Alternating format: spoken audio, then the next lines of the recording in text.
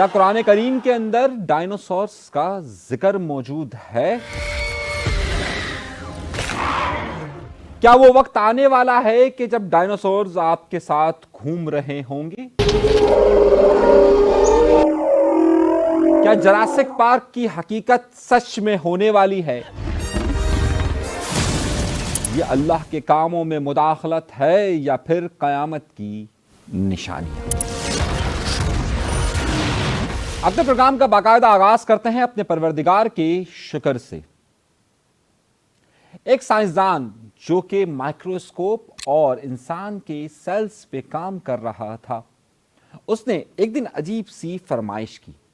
اور اس نے فرمائش کی 150 سال پہلے وہ باقیات جو ڈائنوسورز کی تھی اسے حاصل کرنے کی۔ اس نے ایک خط لکھا اور خط لکھ کر کے یہ کہا کہ میوزیم کے اندر جو ڈائنوسورز کی باقیات موجود ہیں اسے دی جائے۔ وہ اپنے الیکٹرانک مائکروسکوپ سے اس کی کچھ چیزیں دیکھنا چاہتا ہے۔ ابھی تک جو ڈائنوسورز کی چیزیں ملی تھی وہ تمام کی تمام سخت چیزیں یعنی کہ ہڈیاں تھیں، اور خون کے سیل نہیں موجود تھے۔ عام طور پر یہ کہا جاتا ہے کہ جو نرم بافتیں ہوتے ہیں، نرم ٹیشوز ہوتے ہیں،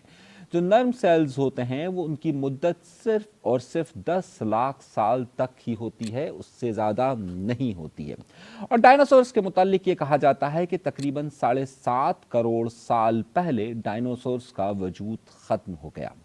اور ڈائنوسورز کا جب وجود ختم ہو گیا تو ظاہر سی بات ہے کہ 10 لاکھ سال پہلے نہیں بلکہ 7.5 کروڑ سال پہلے ختم ہوا ہے، تو اب ڈائنوسورز کے نرم بافتیں نہیں مل سکتے ہیں اور نہ ہی اس ٹیشوز مل سکتے ہیں کہ جس کی مدد سے اس کے ڈی این اے تک پہنچا جا سکتا ہے۔ برٹیزو کی خواہش پوری ہوتی ہے اور 3 ہفتے بعد اسے کچھ سیمپلز مل جاتے ہیں۔ جب یہ اپنے الیکٹران مائکروسکوپ کے ذریعے سے ان چیزوں کو دیکھنا شروع کرتا ہے تو حیرت زدہ رہ جاتا ہے کہ اسے ایک سیل ملتا ہے۔ اب ظاہر ہے ایک سیل کتنا ہوتا ہے؟ اگر آپ نے سوئی دیکھی ہو تو ایک سوئی کے اندر تقریباً ایک سوئی کا جو نوک ہوتی ہے اس کے اندر 1,25,000 کے قریب سیلز آ سکتے ہیں، اور اتنے چھوٹے سیلز کو دیکھنے کے لیے اسے ایک مائکروسکوپ کی ضرورت تھی۔ دور جدید نے یہ کام آسان کیا اور اسے ایک خون کا سیل نظر آتا ہے۔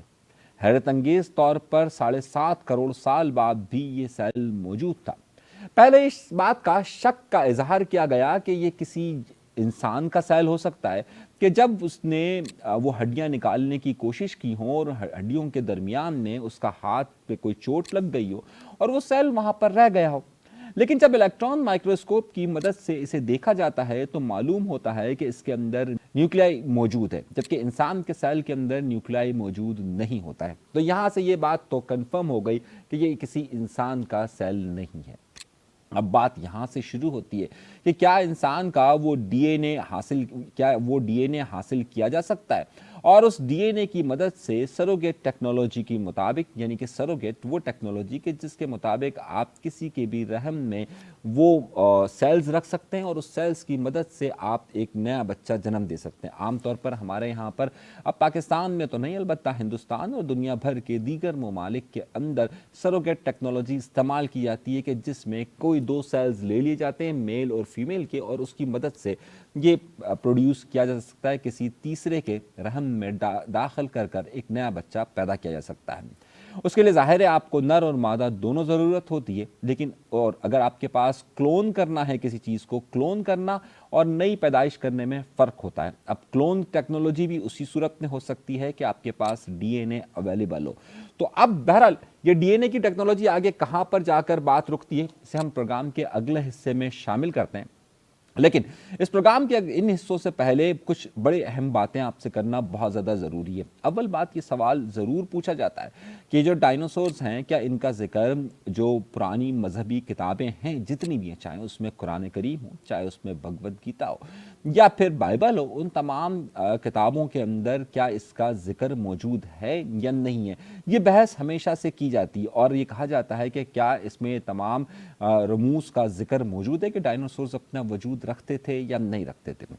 اول بات جہاں سے بات کا آغاز کیا جاتا ہے، اور پھر یہ جو ڈائنوسورز کا اب آپ تصور دیکھتے دیکھتے ہیں جو مختلف فلموں میں دکھایا جاتا ہے، اور خصوصی طور پر 1990 میں لکھے جانے والے ناول جراسک پارک اور 1993 میں اس میں بننے والی فلم یعنی جراسک پارک کی جو فلم بنی تھی، اس کے بعد سے ڈائناسورز کا کانسیپٹ ہمارے ذہنوں میں بہت ہی مختلف بسا دیا گیا۔ کیا واقعی میں ڈائناسورز کے کلرز اسی طرح کے تھے کہ جس طریقے سے دکھائے جاتے ہیں؟ کیا ڈائناسورز بالکل اسی طرح کی لمبائی کے تھے؟ کیا ڈائناسورز اسی چوڑائی کے تھے؟ کیا تمام کے تمام ڈائناسورز کی جو شکلیں اور جو قسمیں دکھائی جاتی ہیں وہ تمام کے تمام کیا اتنے بڑے ہی تھے؟ تو جب 1990 میں یہ کتاب لکھی گئی اور 1993 میں جب یہ فلم شوٹ کی گئی، اس وقت تک سائنسدانوں کے پاس اتنی معلومات نہیں تھی۔ کئی ایسے ڈائناسورز اس میں دکھائے گئے کہ جس کی باقیات جو ملی ہے، در حقیقت جب اس کے ڈھانچے کو دیکھا گیا ہے تو وہ ایک مرغی کے سائز کے برابر بھی نکلیں۔ ہاں، البتہ کچھ ڈائناسورز ایسے ضرور نکلیں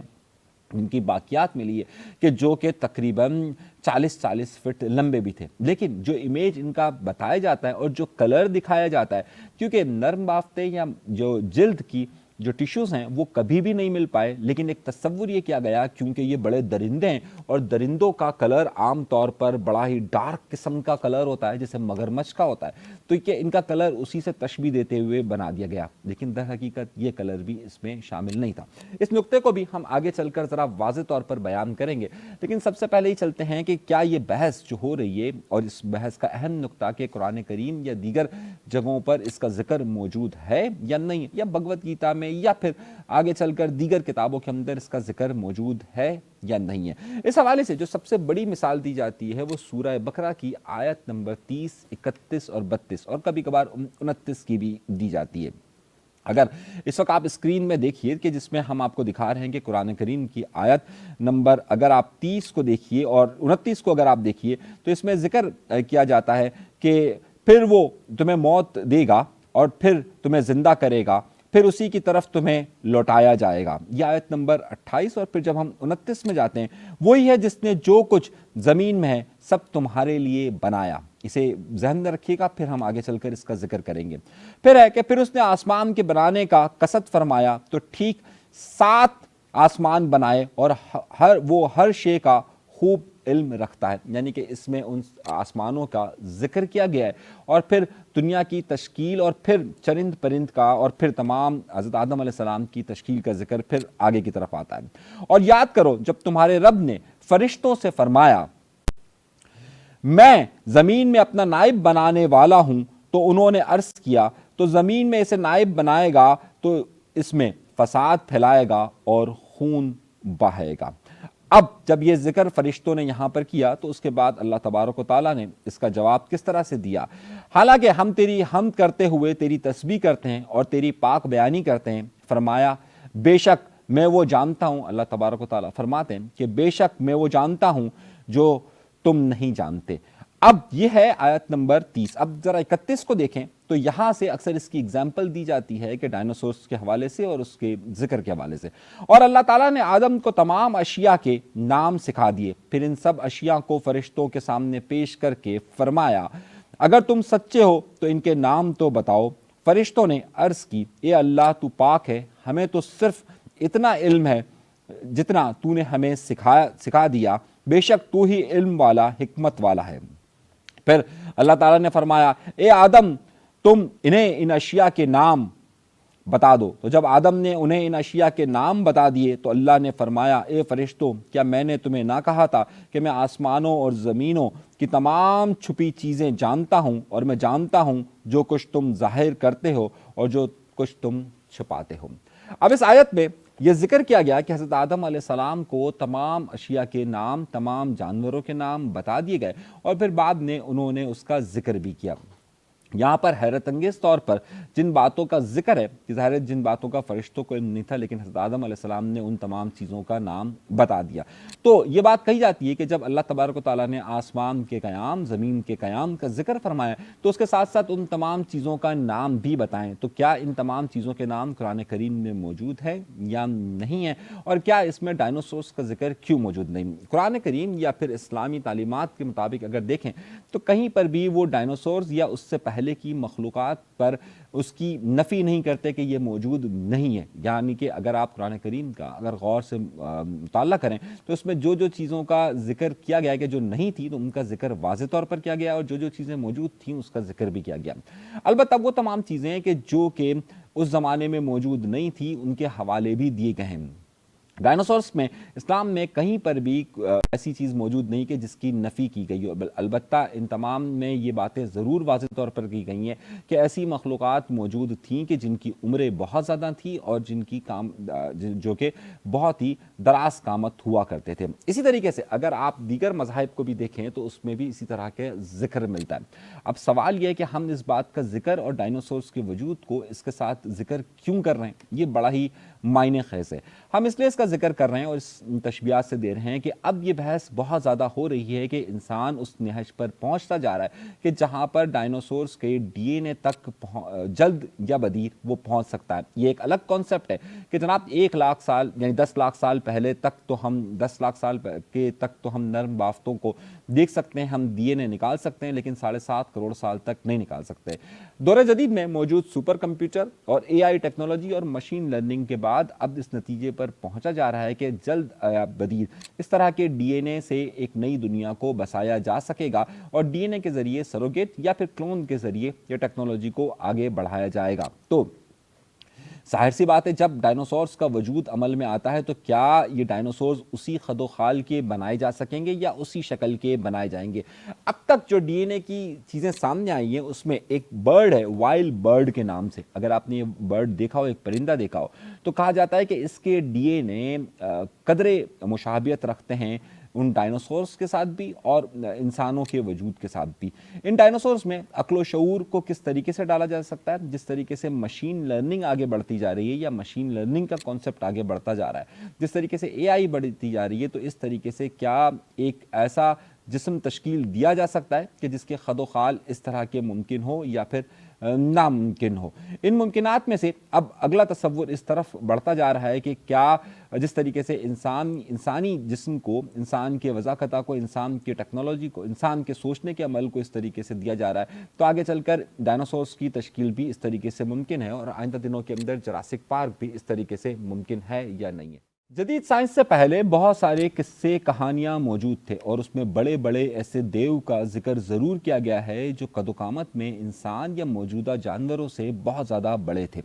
اسی وجہ سے سن 1842 میں کچھ اس طرح کی ہڈیاں ملی تھیں کہ جسے یہ کہا گیا کہ جناب یہ بڑی بڑی جو ہڈیاں ہیں یہ کسی بڑے دیو کی ہے. اس وقت تک انسان کا اس طرح کا کانسیپٹ موجود نہیں تھا کہ کوئی ڈائناسورز یا اس طرح کی مخلوقات موجود ہے, اور اسی لیے جب یہ سب سے پہلے یہ ساری دریافتیں سامنے آنا شروع ہوئی تو اس کا نام رکھا گیا میگالوسارس, یعنی کہ ڈائناسورس, سارس جانور کو کہتے ہیں اور میگالوسارس کا مطلب یہ ہوا تھا کہ ایسی چپکلی نما خطرناک قسم کے جانور کہ جو کہ نقصان دہ ہو سکتے ہیں. بعد میں چل کر ڈائناسورس کا نام اس نے اختیار کیا. یہ دریافتوں کے تقریباً 1 سال کے بعد یعنی کہ 1 سال کے بعد ہی ایک بڑے اہم نام ماہر حیاتیات تھے, یعنی کہ بڑا بایولوجی کے حوالے سے بڑا نام تھا, گیڈون مینٹل. انہوں نے 3 اور اس طرح کے فوسلز کو بنایا اور ان 3 الگ الگ فوسلز کو 3 الگ الگ نام دیے اور جن سے 3 الگ الگ اسٹرکچر آئے. ان میں جو نام دیے گئے اس میں ایگواناڈون کا نام بھی شامل تھا. یہاں سے یہ بات سامنے آئی کہ جناب کیونکہ اس وقت ظاہر سائنس بہت زیادہ ترقی کر رہی تھی اور جب ان فوسلز کو جمع کیا گیا تو اس کی مدد سے یہ پتہ چلا کہ ان کے دانت بڑے بڑے تھے اور یہ خطرناک قسم کے جانور تھے. 1842 کے اندر سن 1842 میں ایک انگریز سائنٹسٹ رچرڈ اوم نے اسے ڈائنوسوریا کا نام دیا. جب یہ ڈائنوسوریا کا نام دیا تو اس کے بعد برطانیہ کے اندر ایک ناول لکھا گیا اور وہ ناول کی فروخت اتنی زیادہ ہوئی کہ ڈائناسورس کے کانسیپٹ کو وہاں پر بڑی طاقت کے ساتھ ایکسیپٹ کیا گیا. لوگوں کے اندر یہ تجسس کا ایلیمنٹ تیزی کے ساتھ بڑھنا شروع ہوا کہ ڈائناسورس نام کی یقینی طور پر کوئی چیز موجود تھی اور اب اس کے فاسلز بھی مل چکے ہیں. لیکن اس میں کچھ بڑی اہم چیز تھی. یہ جو ناول لکھا گیا تھا یہ ناول چارلز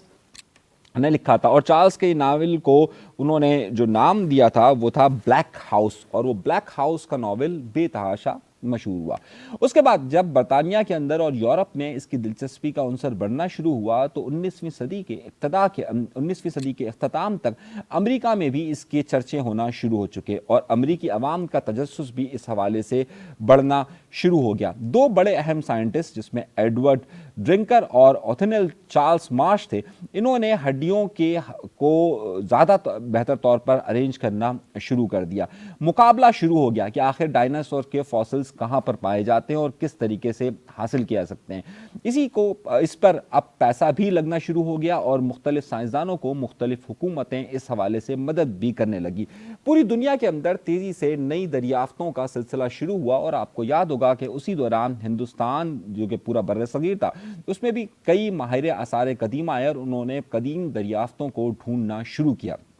انہوں نے تحقیقات شروع کی اور اسی دوران آپ کو معلوم ہوگا کہ موہنجو دڑو کی ثقافت بھی سامنے آتی ہے۔ لیکن اس کے بعد پہلی جنگ عظیم شروع ہوتی ہے اور پہلی جنگ عظیم کے بعد دوسری جنگ عظیم بھی فوری طور پر ہوتی ہے۔ حکومتیں جو پیسہ ان دریافتوں پر صرف کر رہی تھی وہ پیسہ ایک دم سے پھر رکنا شروع ہو جاتا ہے اور یہ دریافتیں رک جاتی ہیں۔ لوگوں کا تجسس اس حوالے سے برقرار رہتا ہے اور پھر سال شروع ہوتا ہے 1970 کے اندر یہ بات پھر ایک بار شروع ہوتی ہے کہ اس طرح کے فاسلز ملے ہیں اور اس طرح کے ڈائناسورز کا وجود کہیں نہ کہیں موجود ہے اور اس کے دریافتوں کا سلسلہ شروع ہو جاتا ہے۔ اور پھر 1980 کے اندر اس پر باقاعدہ کتابیں لکھی جانا شروع ہوتی ہیں اور پھر مختلف فلمیں بننا شروع ہو جاتی ہیں۔ پہلے مرحلے میں یہ تجسس تھا کہ کیا ڈائناسورز اپنا وجود رکھتے ہیں یا نہیں رکھتے ہیں، اور اس کے بعد پھر دوسرے مرحلے پر یہ سلسلہ شروع ہو گیا کہ جناب ڈائناسورز کو ڈھونڈا جائے۔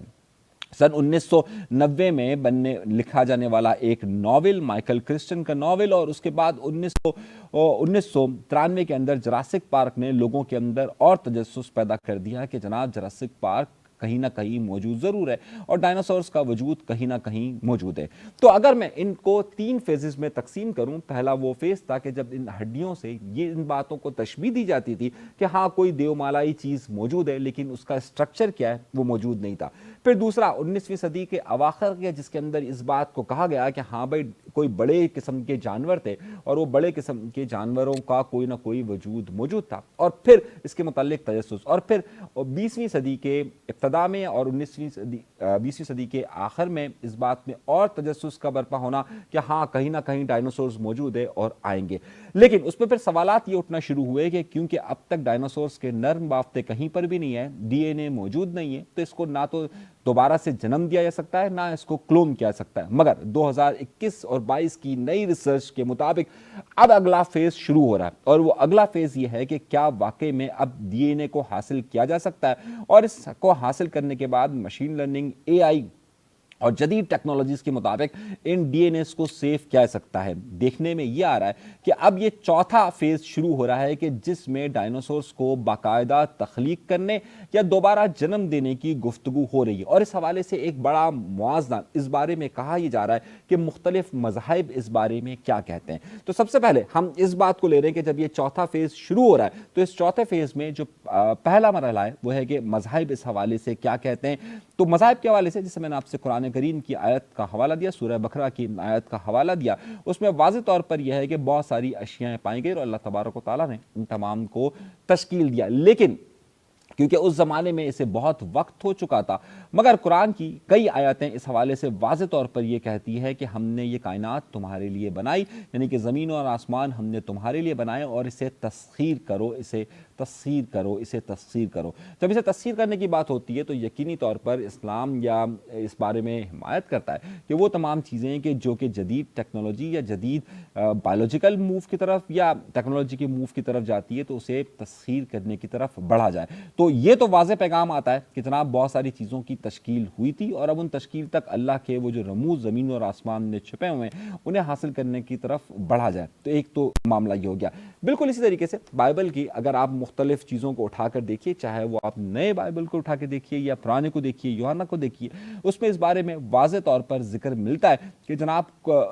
دنیا کو حاصل کیا جا سکے اور یا دنیا کی طرف دنیا کی وہ تمام رموز کو دیکھا جا سکے۔ دنیا کی تمام ان کتابوں کے اندر ان تمام چیزوں کا ذکر کسی نہ کسی اور حوالے سے ضرور موجود ہے، یہ چاہے وہ دیومالائی کہانیوں کے طور پر موجود ہو یا پھر فرمان کے طور پر موجود ہو۔ اب اگلے چند سالوں کے اندر یہ بحث بہت زیادہ شدت کے ساتھ شروع ہو جائے گی کہ کیا جو ڈائنوسورس ہیں اب اسے جب بنایا جائے گا یا اسے کلون کیا جائے گا یا اسے نیا جنم دیا جائے گا تو اس صورتحال میں انسان اس کے ساتھ کیسے رہے گا اور کس طریقے سے یہ ممکن ہوگا اور کتنے سالوں میں ممکن ہوگا۔ ایک نئی تحقیق کے مطابق یہ بات سامنے آ رہی ہے کہ سن 2045 یعنی کہ آج سے 20 سال بعد آپ ڈائنوسورس کو باقاعدہ دیکھ سکیں گے اور ان کے ساتھ بالکل اسی طریقے سے کسی زو میں یا پھر کسی نیشنل پارک کے اندر آپ اس سے ملاقات بھی کر سکیں گے۔ ابھی کے لیے اجازت دیجیے، اللہ نے کے بعد۔